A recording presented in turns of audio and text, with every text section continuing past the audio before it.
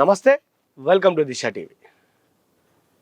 Congress party senior నేత Mancherial MLA అయినటువంటి కుక్కిరాల ప్రేమ్ సాగర్ రావు వ్యవహారం ప్రస్తుతం తెలంగాణ రాజకీయాల్లో చర్చానీయాంశంగా మారింది. రాష్ట్రంలో కాంగ్రెస్ పార్టీ అధికారంలోకి వచ్చిన తర్వాత తన సీనియారిటీకి తగ్గినట్లుగా ఒక మంచి మంత్రి పదవి వస్తుందని ఆయన ఆశపడ్డారు.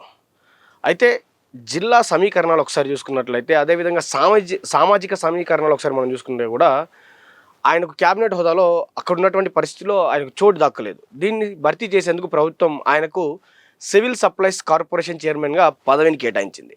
అయితే దానికి క్యాబినెట్ హోదాను కూడా కల్పించింది.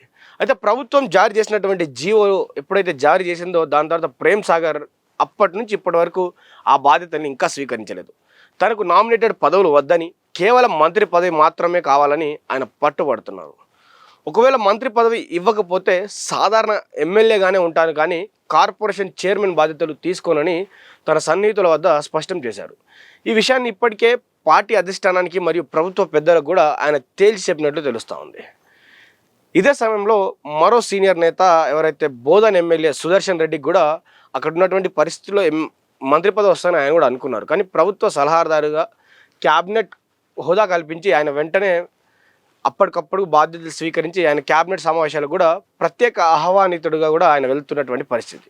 కానీ ప్రేమ్ సాగర్ రావు మాత్రం అనారోగ్య కారణాలను చూపుతూ కొంతకాలం కేరళలో చికిత్స పొందారు. ఆరోగ్య పరిస్థితి కొద్దిగా కుదుట పడింది, ఇప్పుడిప్పుడే కొద్దిగా సెట్ అవుతా ఉన్నాడు.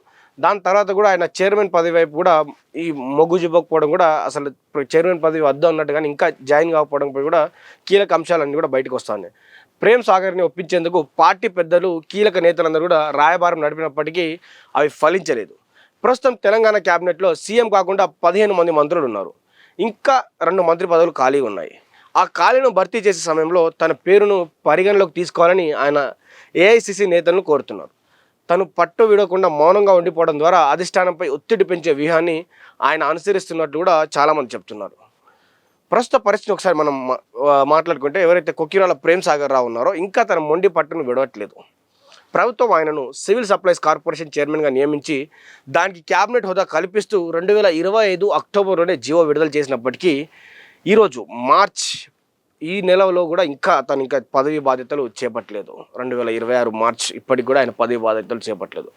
అనారోగ్య కారణాల దృష్ట్యా కొంతకాలం ఆయన ఇప్పటికీ అనారోగ్యం పేరుతో దూరం ఉంటున్నప్పటికీ కూడా తన ఇన్నర్ ఫీలింగ్ కావచ్చు, తనతో ఉన్నటువంటి వాళ్ళు చెప్పింది ఏంటంటే నామినేటెడ్ పదవి వద్దు, మంత్రి పదవే కావాలన్నట్టు కూడా స్పష్టమైన సంకేతాలు అటు ఆయన అధిష్టానానికి పంపిస్తున్నట్టు కూడా కనిపిస్తోంది.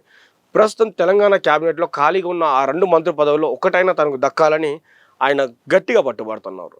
పార్టీ కీలక నేతలు ఆయనతో మాట్లాడినప్పటికీ, ఆయనతో చర్చించినప్పటికీ కూడా వారి మాటలు ఆయన అసలు పట్టించుకోకపోవడం, అధిష్టానానికే డైరెక్ట్గా తనకు మంత్రి పదవి ఇవ్వాలని కూడా ఆయన పలుమార్లు చెప్తున్నట్టు తెలుస్తూ ఉంది.